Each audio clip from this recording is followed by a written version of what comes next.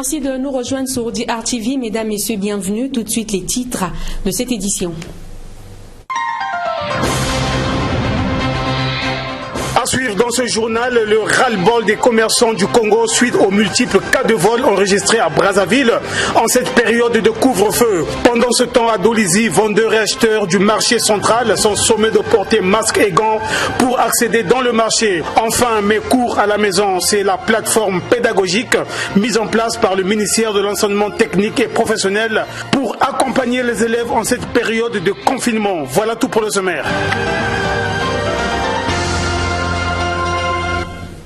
Une fois de plus, bienvenue à tous. Le syndicat des commerçants du Congo a dit ce mardi son ras-le-bol au pouvoir public au sujet des cas de vol à répétition enregistrés ces derniers temps dans les supermarchés et les boutiques dont l'objet social est la vente des aliments alors que le pays est mis sous confinement et sous couvre-feu de 20h à 5h du matin. Morel Mabeli. Après avoir constaté quelques cas de vol dans les supermarchés et les boutiques d'alimentation, les responsables des structures de défense des intérêts des commerçants au Congo sont sortis de leur mutisme. Le syndicat des commerçants du Congo a noté avec indignation, en cette période de confinement à domicile et de couvre-feu, plusieurs boutiques ont été dévalisées par des inconnus à Brazzaville et à Pointe-Noire. Cette structure syndicale demande au gouvernement d'assurer la sécurité des biens des populations. Ces commerçants se posent la question, si cette situation de cambriolage perdure, finalement, que vont-ils vendre après le confinement à domicile et le couvre-feu? Alexandre Osebi, vice-président du syndicat des commerçants du Congo, s'étonne d'autant plus que les boutiques cambriolées sont implantées sur les grandes artères. La ville est dans le couvre-feu, nous sommes tous à la maison, mais nous ne pouvons pas comprendre que nos boutiques sont dévalisées tous les jours. À présent, nous sommes déjà à 10 cas dans tous les arrondissements de Brazzaville. Alors ça, vraiment, nous tirons l'attention du gouvernement parce que la situation se passe jusqu'à Pointe-Noire.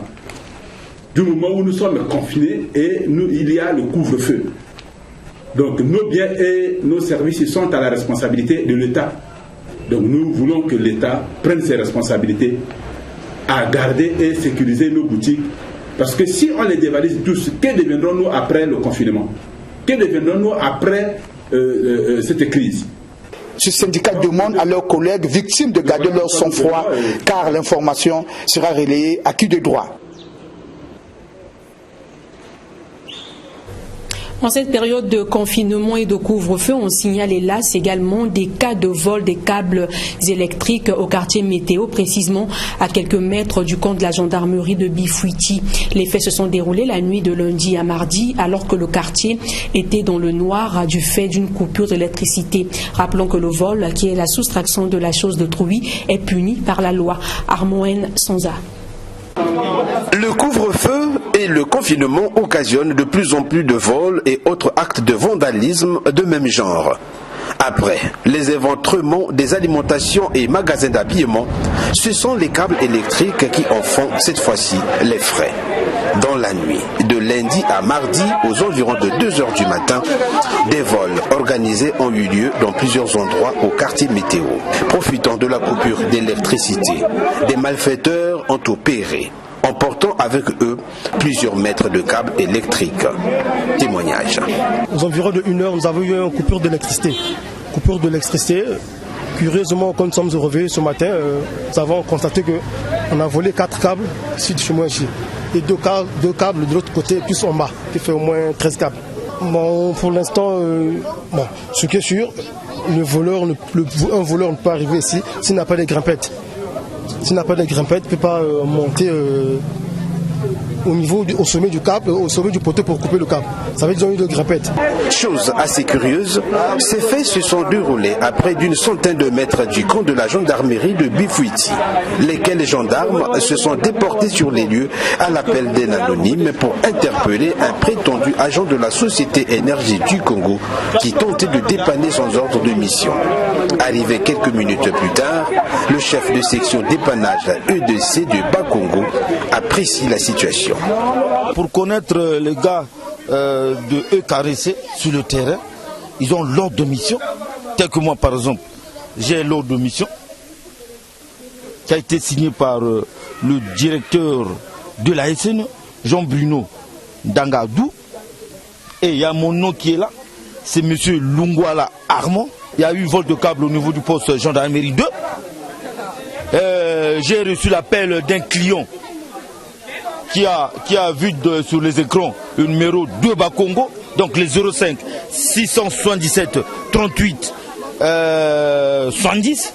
Il m'a appelé et rapidement, je suis arrivé directement au poste de la gendarmerie. J'ai vu que non, mais il y a eu vol de câble au niveau du quartier et qu'ils ont coupé le compact et ils ont volé les câbles. Automatiquement, j'ai fait saisir la police qui est proche, sa police de Bakongo. Il est arrivé, ils ont fait le constat et que j'ai renvoyé le courant. En cette période de confinement et surtout de couvre-feu, mission a été donnée aux forces de sécurité et de défense de veiller à leur strict respect, ce qui n'exclut en rien leur mission traditionnelle et légale, celle de veiller à la sécurité des personnes et des biens. Pourquoi donc cette recrudescence d'actes de vandalisme dans la ville de Brazzaville en temps de confinement et de couvre-feu? Pendant ce temps, à Bakongo, dans le 2e arrondissement de Brazzaville, précisément dans la rue Alexandrie, un poteau électrique est en phase de s'écrouler sous le poids des câbles. Les populations qui s'en inquiètent demandent à la Société Énergie Électrique du Congo, ex-SNE, de procéder à son remplacement pour éviter de potentiels dangers permanents. Évrard Tikasumba. Nous sommes dans la rue Alexandrie, dans le 2e arrondissement Bakongo. Constat, un poteau de la Société Énergie Électrique du Congo inquiète les populations de cette zone. Incliné, ce poteau qui n'est plus que soutenu par cette fondation qui délimite cette parcelle à la ruelle, ne tient plus qu'à un fil. Craignant que le scénario de Kintele ne se reproduise ici, Irène Kundila, habitante du quartier, lance un cri d'alarme à la Direction générale de l'énergie électrique du Congo. Le problème de ce poteau-là nous inquiète. Et surtout que nous sommes dans la grande saison de pluie. Il y a longtemps que ce poteau-là a pris cette forme-là. Avec ce qui s'est passé à Kintele, il ne faut pas que ça se reproduise encore. Parce que ce qui s'est passé là-bas avec nos compatriotes congolais, ça nous brise le cœur. Il ne faut pas que ce soit une scène à répétition. À tout moment, on appelle la société habilitée pour arranger ce problème-là, mais personne n'en fait face. Vraiment, c'est déplorable. Ça nous inquiète. Nous avons des enfants ici, à part les enfants, il y a des passants. Un jour, ça peut créer un incident grave. Vraiment, s'il vous plaît, la société qui est habilitée pour arranger le problème de ce poteau-là, si vraiment cette société-là pouvait faire face à cela, ça devrait nous faire du bien. Et pourtant, il y a quelques jours, Adou Donga, directeur général de la Société Énergie Électrique du Congo, est revenu sur la promptitude de ses agents du service de dépannage en cette période de confinement. S'il y a une panne au niveau du réseau dans un quartier, automatiquement nous sommes en mesure de répondre promptement, comme d'habitude. Et au niveau commercial également, s'il y a un problème, quelqu'un a une préoccupation, c'est tout à fait normal. Nous avons laissé quand même les permanences, donc les gens peuvent réagir.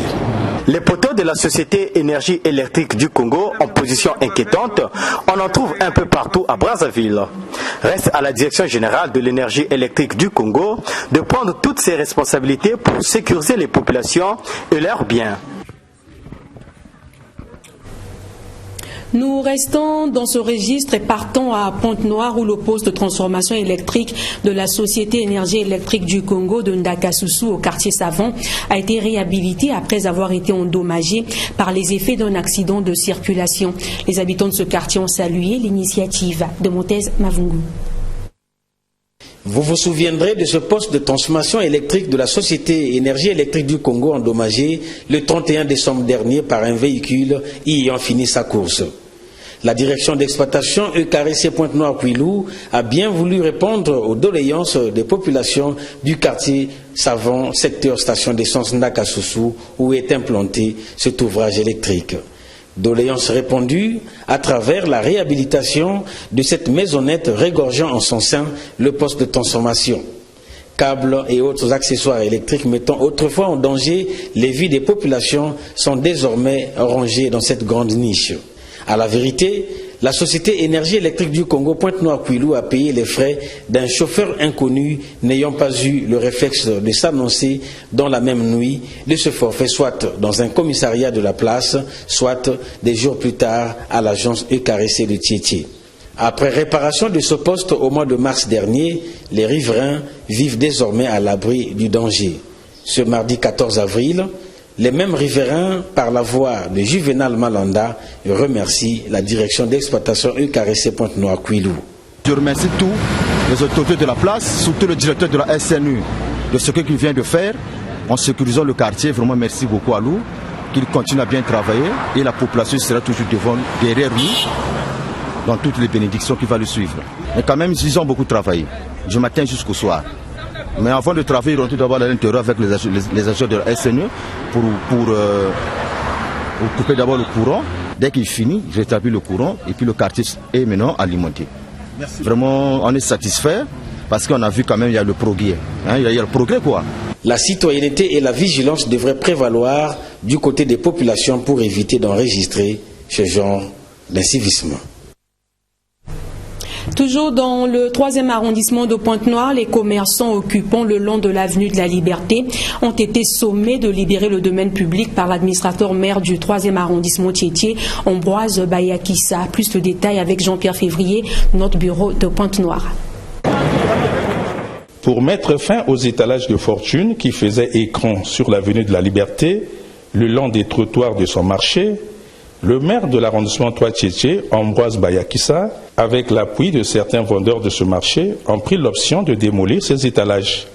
Une occasion d'aérer cet espace de commerce au moment où sévit la propagation de la pandémie du coronavirus. Une mesure du premier citoyen de Tieté qui n'adhère pas à l'assentiment de certains vendeurs de ce marché, attendant que l'autorité avertisse avant de passer à la vitesse de croisière. Nous, les coopérants, nous allons faire comment ? Qui nous cherche un endroit où nous pourrons peut-être vendre nos trucs, ou même pourrons installer nos trucs, parce que comme ça là, on ne pourra pas vendre à la maison. Là-bas, nous n'avons pas de hangars là-bas. Maintenant, comment est-ce que nous allons vendre?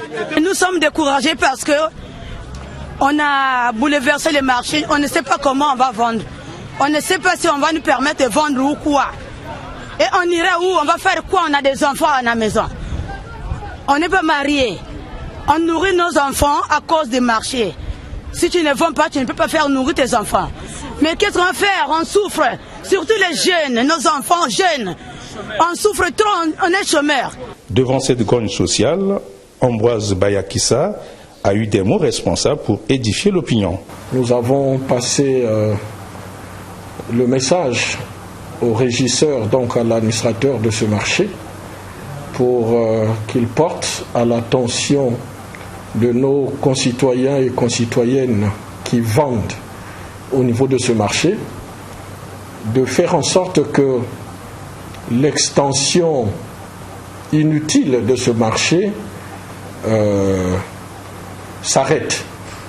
Donc il leur a été demandé, avec force explication et force persuasion, de démonter par eux-mêmes tous les étalages de fortune qu'ils ont installés ici et là. Nous avons une population consciente de la course meurtrière du coronavirus à travers le monde. Et bien donc, volontairement, ils sont en train de démonter, n'est-ce pas, ces étalages, pour qu'on ait un peu plus d'espace et de circulation sur l'avenue de la Liberté les jours d'ouverture des marchés. Et pour qu'on essaye, tant soit peu, de faire respecter la distanciation sociale. D'un département à un autre, dans le département du Niari, le port du masque de protection et des gants a été rendu obligatoire dans tous les marchés domaniaux de Dolisie. Au marché central de Dolisie, par exemple, la force de l'ordre veille à la stricte application de cette mesure qui consiste, on va dire, à briser la chaîne de contamination au Covid-19. Pas de masque, pas d'accès dans le marché. Là-bas, vous allez le voir, chacun essaie à tout va de se fabriquer un masque pour pouvoir faire des courses. Aurélien Zengi et Vrartika Sumba. Nul n'entre dans ce marché s'il n'a pas de masque ni de gants. Ici, au grand marché central de Dolisie, le port de masque est obligatoire. Les forces de l'ordre veillent au strict respect des instructions du gouvernement dans la lutte contre le coronavirus. Aujourd'hui, l'entrée au marché est strictement réservée aux porteurs de masques. Celui qui n'a pas son masque n'a pas le droit d'entrer au marché. Et c'est une mesure qui est très sévère et rigoureusement observée. Vu la rigueur, vendeurs et acheteurs sont obligés de se conformer. Certains citoyens arborent les masques de fabrication locale, fabriqués à leur façon, à l'instar de Annie, qui a mis un masque très original, unique en son genre. À Dolisie, le confinement est respecté à en croire les autorités politico-administratives et militaires de cette ville, y compris les mesures d'hygiène préventives, même s'il faut continuer à sensibiliser certains citoyens qui restent encore dubitatifs, voire sceptiques quant aux effets de la pandémie. Il n'est plus rare de croiser dans les rues de Brazzaville des personnes portant un masque non pas chirurgical, mais un masque artisanal de fabrication locale et généralement fait de tissu pour se prémunir contre la pandémie du coronavirus Covid-19. La question a intéressé notre rédaction. Suivez plutôt ces notes de reportage de Maureen Mabeli. En cette période de la maladie à coronavirus, le monde assiste à une guerre des masques. Certaines grandes puissances détournent même les lots de masques destinés à d'autres pays. Face à cela, initiatives sont prises à la place des bavettes médicalisées qu'il faut changer toutes les 3 heures. À l'instar des masques à protection en panne, qui sont beaucoup économiques et réutilisables.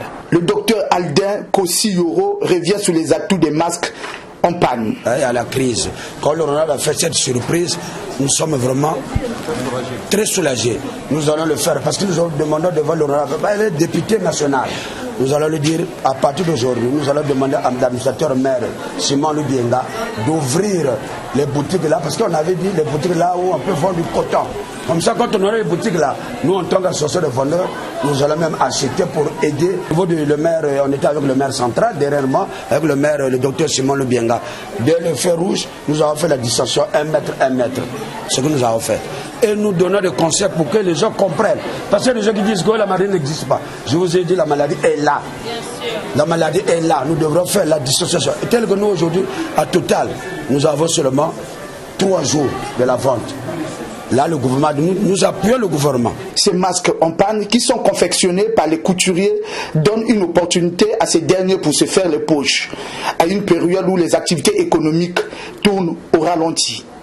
Ceci est une occasion pour l'État de mettre à contribution ses artisans pour confectionner les masques en panne en quantité industrielle, lesquels masques pourraient être utiles pour toute la population. Comme annoncé dans les titres, une nouvelle donne pédagogique vient d'être mise en place par le ministère de l'Enseignement technique et professionnel à l'effet de permettre la mise à niveau des élèves depuis la fermeture des établissements scolaires du fait du coronavirus. Cette plateforme pédagogique numérique dénommée Mes cours à la maison est destinée à apprendre les cours pour combler et rattraper le retard déjà accumulé. Le ministre Antoine Thomas Nicéphore Fila Saint-Eudes s'en explique et rassure au micro de Théodore Baloussa. Cette plateforme vise à amener l'école vers les élèves et apprenants confinés actuellement à la maison, en remettant des polycopies des cours élaborés par les professeurs et inspecteurs pédagogiques selon les filières et le niveau, et en les diffusant à travers l'environnement numérique du travail ou la messagerie électronique. Que signifie pour l'enseignement technique et professionnel amener l'école vers les élèves et apprenants? C'est la grande complexité de l'exercice, car il faut comprendre ici plusieurs sous-ensembles que sont les séries technologiques en baccalauréat, 27 séries, et en brevet technique et professionnel, 18 options. Les séries professionnelles en baccalauréat, 9 séries. Les spécialités des écoles professionnelles, 21 options. toutes les matières transversales comme le français, les mathématiques, etc.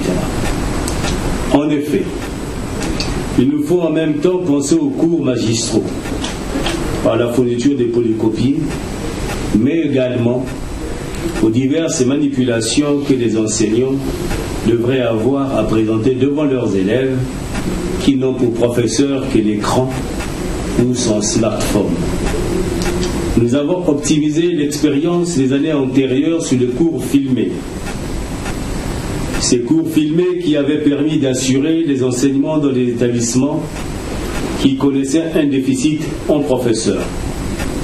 Aujourd'hui, il s'agit de garder en éveil nos élèves et apprenants dans le cadre du confinement que connaît le monde entier. Enfin, le Premier ministre Clément Mwamba a signé un décret ordonnant la reprise du 5e RGPH, entendez recensement général de la population et de l'habitation, malgré le confinement en vigueur depuis le 31 mars dernier. En vue de l'application des termes de ce décret, les équipes légères ont fait du porte-à-porte dans les ménages pour recueillir les données topographiques et autres informations utiles, tout en respectant les mesures barrières. L'opération qui avait été interrompue a donc pu reprendre ce mardi et elle durera 2 mois. Armand Sanza. Après l'annonce du Premier ministre sur la reprise de l'opération du 5e recensement général de la population et de l'habitat dans tout le pays, nous sommes descendus sur le terrain pour voir si la décision de Clément Mwamba est exécutée. Effectivement, une équipe légère des recenseurs en plein confinement s'est déployée de ménage en ménage ce mardi pour la poursuite de la cartographie censitaire dans sa phase préliminaire. Sa mission, c'est de prendre l'effectif des populations de façon générale sans distinction de sexe ni d'âge, recueillir sur le terrain les données topographiques, infrastructurelles et sociodémographiques. Cartographie censitaire du 5e RGPH est l'une des étapes clés qui en fait prépare une autre étape appelée dénombrement qui prendra en ligne de compte la profession, la nationalité et autres données importantes. Objectif, c'est de faire la mise à jour des voiries puis établir des nouvelles cartes car le dernier recensement général de la population de l'habitat au Congo date de 2007. Sur le terrain, l'opération se déroule bien tout en respectant les mesures sanitaires liées au Covid-19. Les agents cartographes sont bien accueillis dans les ménages. Donc quand je rentre dans une parcelle, je prends un point GPS et après vous me donnez le nombre de personnes habitant dans votre maison. Vous êtes au nombre de combien ?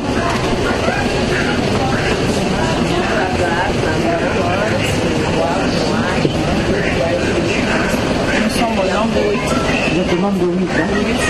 De votre parcelle, il n'y a qu'une seule pompe. Oui. Mission accomplie. Comme vous le constatez, les mesures sont bel et bien respectées. Tout premièrement, ce qui concerne la distanciation sociale, vous voyez comme ça se présente. Nous avons avec nous des bavettes, des gants et des gels hydroalcooliques qui nous permettent à tout moment de nous désinfecter les mains une fois qu'on parle les mesures d'accompagnement sont là, sont bel et bien là, visibles comme vous le constatez. Donc la cartographie se poursuit normalement sans beaucoup discuter. Lorsque nous rentrons en contact avec la population, nous faisons de respecter toujours, n'est-ce pas, la distanciation sociale de 1 mètre. Donc si par exemple nous arrivons dans un ménage et qu'il y a une certaine résistance, n'est-ce pas, depuis le portail, nous pouvons prendre les informations paisiblement, sans pourtant y avoir accès, n'est-ce pas, dans la parcelle. Le recensement général de la population et de l'habitat avait été lancé le 4 mars 2020 sur l'ensemble du territoire national, puis interrompu à cause du coronavirus. Après sa reprise ce mardi, si tout va bien, le RGPH va durer 2 mois.